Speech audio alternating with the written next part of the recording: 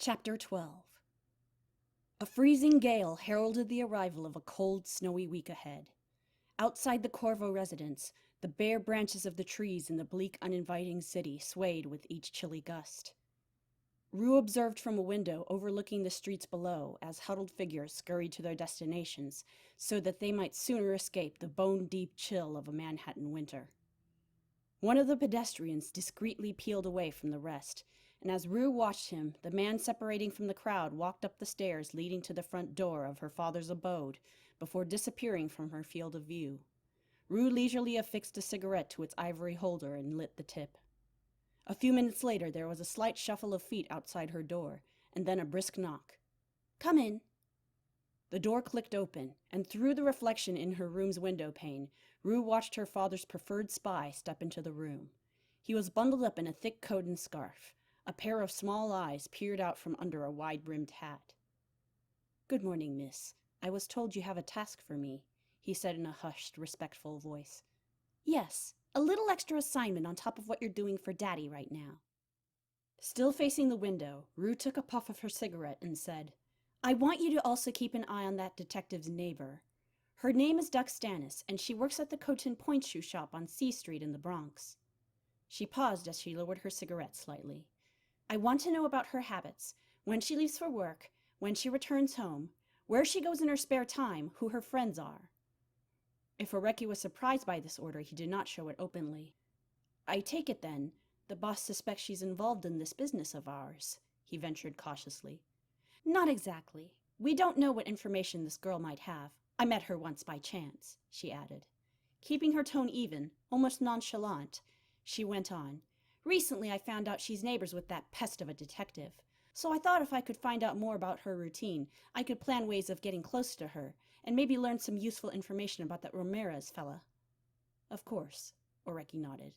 "I will report my findings to you, and to the Don as well," he began, but was quickly cut off by Rue. "No, just bring your report of the girl to me," Rue said firmly, before loosening her tone again. "I mean, Daddy's very busy, isn't he? I don't want to distract him with a trivial sidetrack like this. I will inform him of any important information myself. If nothing urgent comes up, just report back to me in a few days, but inform me immediately if you find a lead. That'll be all for now." The spy acquiesced and excused himself with a meek lowering of his head. As Oreki made his way to exit the mansion, he came across Don Corvo, who had just arrived back home and was in the process of handing his coat and scarf off to his bodyguard. "Oreki, what are you doing here? Something to report?" Don Corvo walked towards the spy, a dubious eyebrow furrowed. Knowing better than to keep information from the Don, Oreki promptly answered, "Good morning, boss. Miss Corvo called me over to convey some new instructions. I just finished speaking with her and was on my way out." "Rue?" Don Corvo narrowed his eyes. "What did she want with you?" "She asked me to keep an eye on the copper's neighbor," he answered without hesitation. "A girl named Duck Stannis, whom the missus said she'd met before by chance. It seems Miss Corvo wants to see if this girl might prove useful to us before reporting the findings to you." The patriarch frowned. No one other than Don Corvo himself was allowed to revise orders he had expressly given, and Rue of all people should have known this beyond a doubt. That she had called over Oreki on her own volition in the first place was already suspicious, but ordering a separate investigation without his prior knowledge? If there was one thing Don Corvo absolutely did not tolerate, it was subterfuge. However, Rue was also unlikely to conduct such a bold scheme behind her father's back without a strong reason behind it. The girl could be onto something, regardless of why she was keeping it secret. It was more worth letting her take this ploy a little further right now, Don Corvo decided, than slapping her hand straight off and perhaps losing a valuable lead they might have otherwise discovered. So to Oreki, Don Corvo said, "Do as Rue had told you, but you will report anything you might uncover to me first. Understood?" "Yes, boss. I'll certainly do that." Oreki lowered his head respectfully and took his leave of the Corvo patriarch. Once Oreki had gone, Don Corvo returned to his study. When he opened the door, he found the family butler waiting in the room with the yellow envelope in hand. "A telegram arrived while you were away, sir." Upon hearing this, Don Corvo snatched up the envelope and took out the message inside, and as soon as his eyes skimmed across it, his thin lips curled into a smug grin. "Indeed, it was only a matter of time," he exclaimed. "Time and again it's been proven true. Money alone sets all the world in motion." So saying, he tossed the telegram and envelope into the fireplace. As the hot embers lit the paper aflame, the telegram tipped to one side, revealing the words, "Offer accepted. Will get name at first opportunity," before the document curled up and the words burned up into a wisp of black smoke. The pale winter sun peered down upon the city as its residents began digging out from beneath the fresh snow. The nearly week-long front had dumped a considerable amount of it on the gray metropolis, leaving behind thick snowbanks in its wake. Despite the bleak cold, Duck was glad that at least the sun was out again and she didn't have to walk through the driving wind and the relentless chilly flurries of snow to get to work each day. With the clear weather, Duck was able to pause to admire the Christmas decorations in the shop front windows as she and Fakir walked abreast down the street towards the Coton Point shoe shop. It was now just a week shy of Christmas, and seeing the display of holiday festivities around her brought a bright smile to the red-haired girl's face. She stopped in front of a miniature Christmas tree decorated with colorful candies in the window of a confectionery store. Wanting to tell Fakir about it, she turned to him and opened her mouth to speak, but the jovial words melted away on her tongue when she saw the worn, distant expression on Fakir's face. The dark shadows under his usually sharp eyes clashed greatly with Duck's good cheer, and one look at those dismal eyes puffed out her cheerfulness like a candle. Duck left the colorful shop window behind, her smile having sobered into a frown. It seemed like such a long time ago, reflected the shop girl, even though it had been little more than a week since the night of the opera. Fakir hadn't spoken to her much since then. Duck thought she'd be glad that Fakir had stopped breathing down her neck, but seeing the faraway look in his eyes the past few days, Duck found herself worrying about his own well-being instead. He still accompanied her to and from work every day, appearing by her door in the morning and in the evening waiting, with the evening post in hand, for her across the street from where she worked.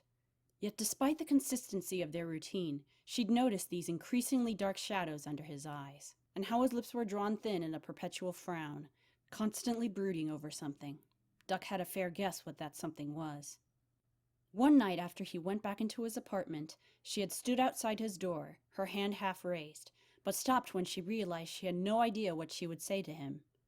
Muto was his friend after all, Duck thought as she retreated into her own apartment, sparing one last look at Fakir's closed door. Even though Fakir made up his mind to arrest Muto, it still must be really hard for him. Instead, she'd pressed her nose against the glass of her bedroom window to catch a sideways glance at Fakir's window. Every evening, the light from his bedroom remained lit into the wee hours until Duck, pressed for sleep, had to retire for the night herself. Things continued this way for days, and today she found Fakir waiting in the hallway as usual, and they set out after Duck locked her door. But to Duck's surprise, instead of walking behind her as he'd always done, Fakir had settled himself squarely to her right, keeping even pace with her. Duck could only assume from his behavior that he had something to say to her, but thus far he hadn't uttered a word or even looked at her since they had left their apartment building. Whatever it could be, Fakir seemingly could not bring himself to tell her, and now with only a few more blocks to go before they would arrive at the point shoe shop, the suspense was beginning to strain Duck's nerves. Somehow Fakir manages to be frustrating even when he's not saying anything. Distracted by her frustrated thoughts, Duck didn't pay attention to the uneven pavement half hidden beneath the lingering snow, and she stumbled when her foot hit a raised edge in the concrete. What? Duck tumbled forward, but a hand quickly grabbed her arm and pulled her upright before she could fall. Be careful, idiot. Duck looked up at Fakir, his hand still on her arm. He opened his mouth as if to say something more, but snapped his jaw shut before any words escaped. The corners of his lips tightened, and he released Duck's arm before stepping back and continuing forward, though Duck could still feel the lingering pressure from his hand through her wool coat. She picked up her pace and was soon by his side again. Deciding enough was enough, Duck began carefully. Are you all right, Fakir? I know you've been staying up really late lately, and you haven't been looking so good. Is it because of Mute? She stopped herself and hastily looked around her before continuing. I mean, that case? Fakir glanced down at Duck, and seeing the genuine concern exuding from her azure eyes, his shoulders drooped wearily. Taking a breath, he confided, I've made up my mind on what I have to do, Duck. Muto remains a threat to the city as long as he continues to work for the Corvos. I can't let him remain at large. He must be caught. But I realize that in itself is a problem. What do you mean?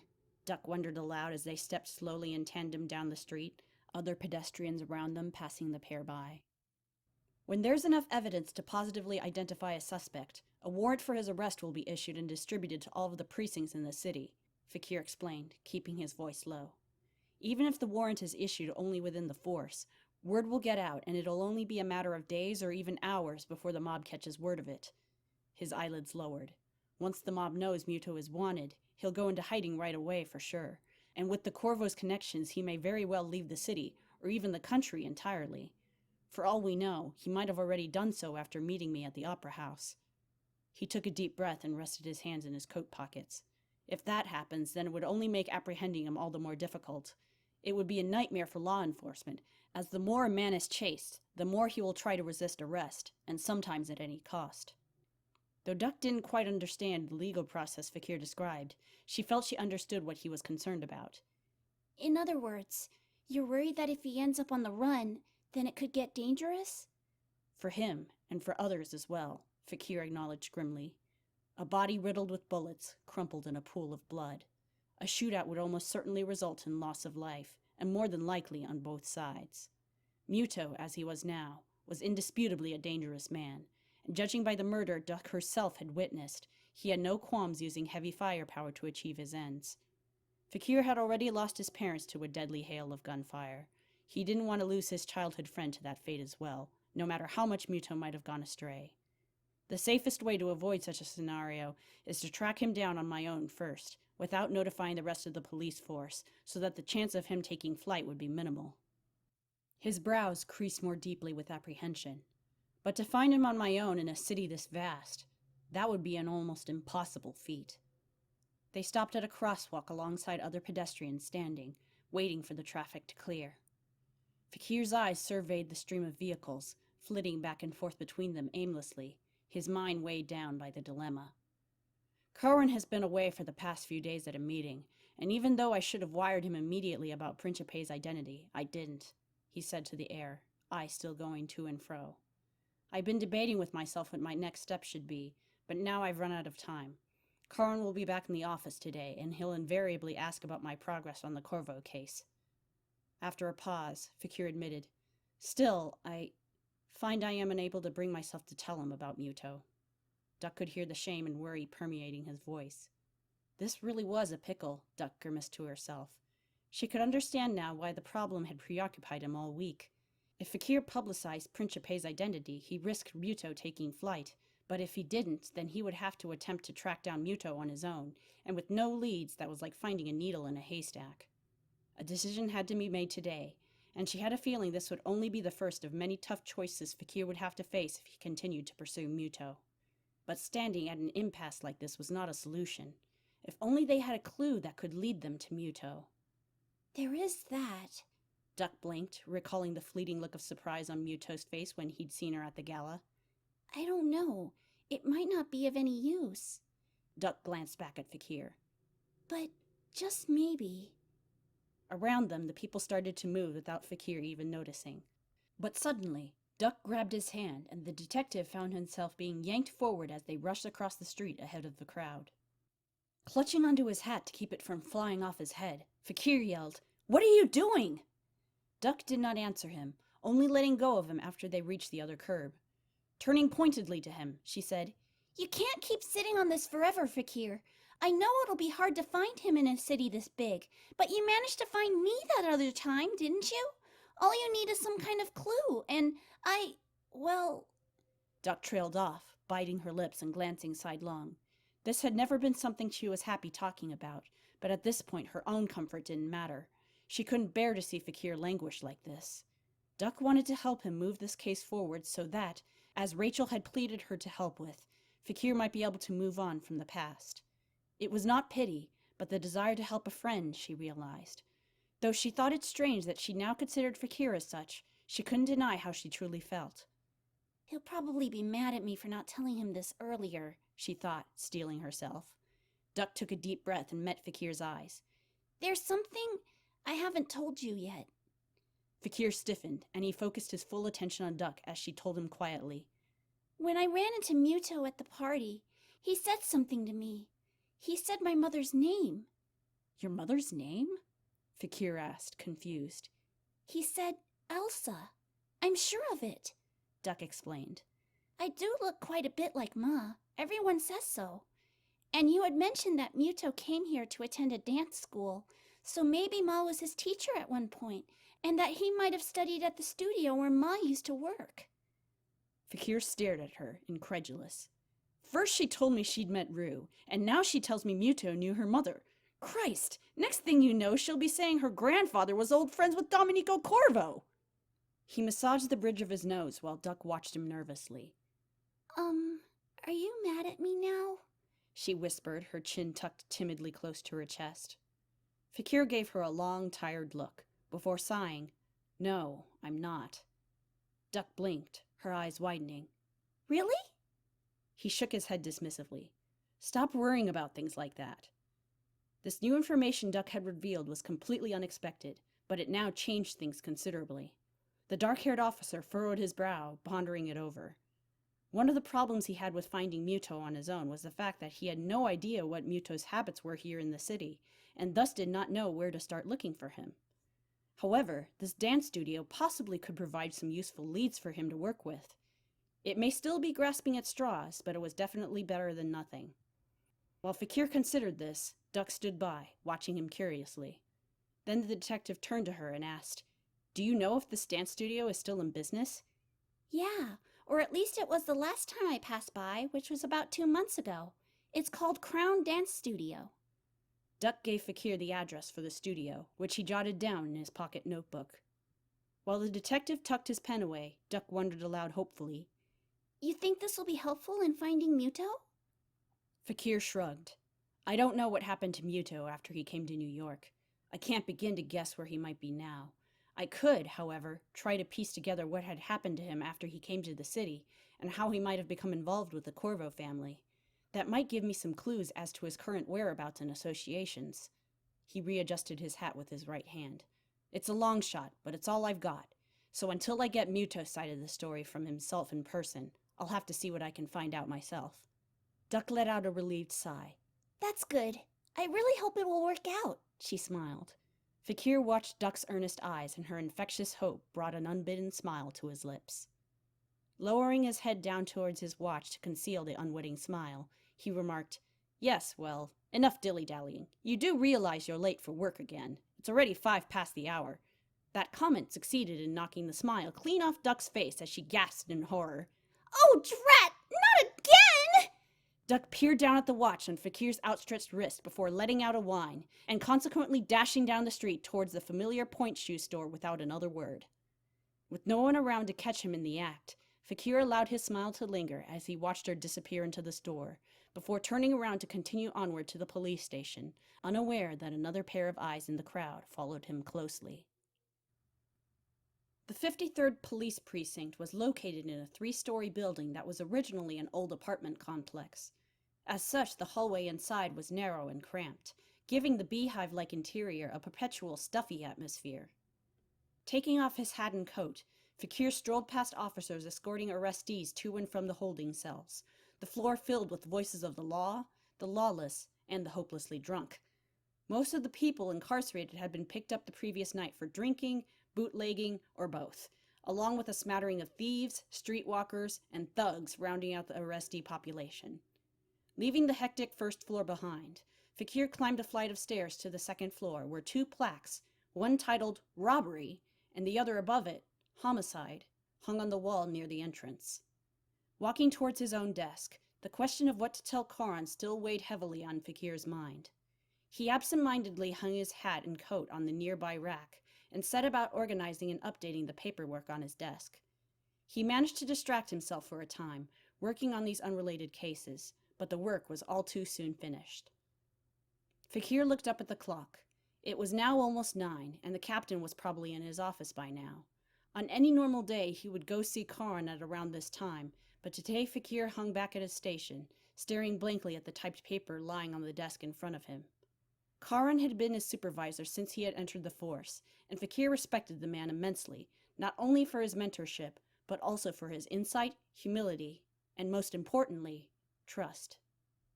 As the youngest detective to have ever worked this precinct, there was a lot of skepticism about his abilities when he first joined the force.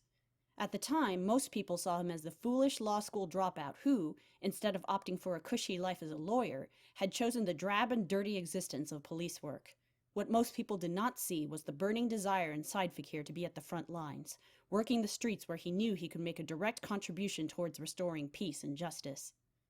Luckily, Karan had been open to him from the start and treated his earnest energy with a patient and understanding hand. Fakir had sought Karan's advice on cases many times and had gotten valuable feedback and assistance in return. He had never before withheld information from the captain, nor had he ever envisioned he would have felt it necessary. It's for the good of the case, he asserted to himself as he finally rose from his desk. As soon as I get on a good lead, I will tell the captain straight away. With files in hand, he made his way to meet the captain. It appeared to be a particularly busy day in the precinct, and Fakir passed several of his colleagues whisking to and fro across the hallway that separated his desk from Karan's office. Suddenly, a figure came hurtling around the corner next to Karan's office and nearly collided with the dark-haired detective. "Watch out! Coming through! Hey, watch where you're going!" Fakir stepped hurriedly to the side, scarcely avoiding being plowed over. A man with a flat nose and disproportionately large, almost flap-like ears turned around, his wide eyes peering over the top of a towering stack of brown document bags and other miscellaneous file folders. Fakir recognized the man as Batson from the robbery division, who frankly looked like a thief himself right now as he glanced from side to side nervously. "What are you doing with all that?" Fakir was compelled to ask, his lips curling downward with bewilderment.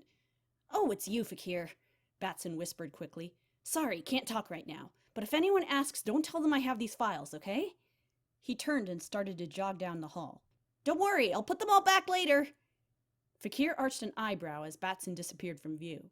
Closing his eyes for a moment and sighing, Fakir turned around and barely took another step forward when a small, lithe figure stepped in front of him.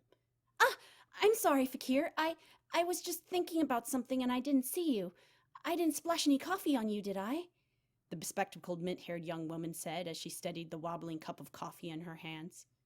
Fakir immediately recognized her as Malin, their resident police secretary, who, due to her additional aptitude for the visual arts, also doubled as a composite artist when the need arose. "It's fine, don't worry about it," Fakir shrugged as Malin kept her gaze low to the ground. She'd always been a quiet, diffident person who worked hard at her job, and Fakir didn't want to give the shy secretary a hard time. After all, she wasn't the only person there that day whose mind was on other matters. Malin started to walk away when Fakir, remembering the direction she had come from, called out to her. "Malin, have you seen Karan today?" No, I haven't. I wanted to bring him some coffee, but he wasn't in his office when I walked by," the young secretary explained, when her gaze shifted to something behind Fakir. Turning around, Fakir saw Karan coming into view down the hall. The captain smiled when he saw them. "Ah, Fakir, Malin, good morning." Fakir greeted the captain, and when Karan approached the detective, he said to Malin, "There it is! I was looking for that coffee mug. I came in this morning, but it wasn't in my office. Where did you find it, Malin?" "You left it next to Batson's desk before you left for the meeting, sir. I saw it when I was making coffee this morning, and seeing that you were going to be back today, I thought you might like to have some," Malin replied bashfully. "I see. I must be getting old, because I have no recollection of leaving that mug behind. Thank you, dear, for both the coffee and for returning my mug." Karan smiled kindly at the young woman, who gave a brief nod before hurriedly retreating to her desk. "I say there, Captain! Fakir!" Just when Fakir thought he would finally have his interview with the captain, they were once again interrupted, and this time by a high-pitched bark as a very short man came huffing breathlessly towards them. "Have either of you seen this stack of documents that was on my desk last night? I come in first thing this morning and it's gone! Vanished!" Karan stroked his chin. "Are you sure you hadn't put it away and forgotten about it, Johnny? Because that's what happened last time." "I'm certain, Captain! I've looked everywhere! Someone must have taken them!" he yipped frantically. "You might want to check Batson's desk," Fakir said flatly, thumbing in the direction where the large-eared man had taken off to earlier. "Damn it! I should have known it was him!" Johnny howled as he hurried past Fakir and Karan. "Just because we both need those files does not mean he gets to hog them all to himself!" As the small man rushed off, Karan chuckled. "Well, it seems like everyone's in good spirits today, doesn't it?" Fakir's lips twitched, and while massaging his temples, he scoffed. "Yeah, for better or for worse." Still smiling, Karan shook his head good-naturedly at the antics of his officers as the two of them made their way into the captain's office. Fakir shut the door cautiously behind him, while Karan sat in his office chair and sipped the still-steaming coffee Malin had prepared. I can't really blame Batson and Johnny for being as frantic as they've been. The holidays are, after all, a busy time for the robbery unit. The captain sighed as he pulled back his chair. How about you, Fakir? Any developments on the Corvo case? Fakir started. Although he'd been anticipating the question all along, he still found himself unprepared. He began to stammer. No, Karan looked up at Fakir with a quizzical furrow to his brow just as Fakir vehemently shook his head. No, there's been nothing new, he said quietly before taking a seat across from the captain, not meeting the older man's eyes. The captain blinked. That's not a surprise, sadly. What about the Robinson case, then? Has the coroner's office sent us a report about the cause of death yet? As Fakir brought out the file folder he had taken along, their conversation thus shifted onto other cases. I'm sorry, Karan, but I have to do this on my own for now. Fakir apologized silently, as the captain told him about his meeting with the members of Congress in D.C. to discuss the current bootlegging problem. The sooner I can find a lead, the sooner I can catch up to Muto. I just hope I won't be too late. That is what I have found so far, boss. Oreki lowered his head in deference, the grandfather clock down the hall solemnly striking 9 in the evening. Don Corvo remained silent, clasping his hands together thoughtfully, while his underling sat in a chair opposite him. The curtains in the dark study were drawn tight, with only the lamp on the Don's desk providing a feeble source of light. Very interesting, the Don said at last. The involvement of this neighbor is proving to be of far more consequence than I could have guessed. And to think that darling little Rue had been the one who chanced upon information like this. He twisted the ruby-eyed raven ring he wore back and forth around his finger, his eyes gleaming from beneath lowered eyelids. It's been a week and there's still no word from our little collaborator within the police. We have been stalled long enough already, the Don growled, rasping his knuckles impatiently on the hardwood of his desk. With this new development, all we need is that name for a final confirmation. A gentle rap came from the door, and Oreki jumped up with alarm. Don Corvo reached out a hand, motioning for him to sit back down before calling out, "What is it?" "A telegram just arrived for you, sir," replied the deep voice of the butler. The old man's eyes flashed open wide, and he sat up keenly from his chair. "Come in! Let me see it!" he demanded as the butler discreetly entered the room and promptly handed him the sealed envelope before taking his leave. There was no sender's name, and Don Corvo tore the yellow envelope open with a letter opener, snatching up the telegram inside. His dark eyes scrolled over the text first once, then twice. Then he let out a croaking laugh. "Speak of the devil," the old man murmured with a smirk. Don Corvo put the telegram back into its envelope and tucked it inside his coat pocket. Still standing, he turned to his seated henchman and ordered, "You may go, Oreki, and let Rue know about what you have found. Continue to monitor the situation as you have been." "Yes, boss," Oreki nodded submissively. "And one more thing," Don Corvo said, folding his hands together again. "Tell Muto and the Nitti brothers to see me as soon as possible." A menacing grin spread across his face. "Duck hunting season has begun."